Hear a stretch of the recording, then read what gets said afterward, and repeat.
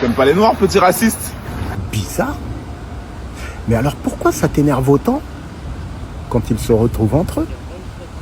C'est fascinant quand même. Quand des Occidentaux arrivent dans des pays africains, ouvrent des commerces, vivent entre eux, font leurs soirées, leur quartier, leur réseau, personne ne hurle au communautarisme. Mais dès que des Noirs se réunissent quelque part en Europe, oh là là, communautarisme, danger, scandale. Naomi Osaka organise une soirée avec des joueurs noirs et certains réagissent comme si elle avait lancé une guerre civile.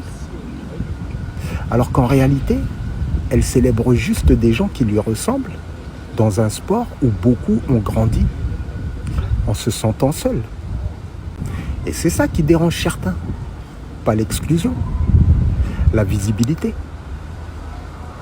Parce qu'ils étaient très à l'aise tant que certains restaient dispersés, silencieux et isolés.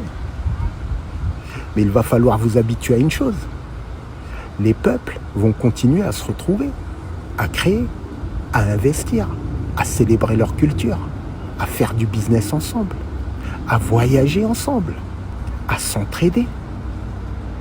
Et plus le monde sera connecté, plus ça arrivera. Et le plus ironique dans tout ça, c'est que beaucoup de ceux qui crient au communautarisme adorent eux-mêmes vivre avec des gens qui leur ressemblent. Mais quand les autres font pareil, soudainement, ça devient un problème. En vérité, le problème n'a jamais été le communautarisme. Le problème, c'est que certains supportent mal de voir des Noirs heureux entre eux sans demander la permission.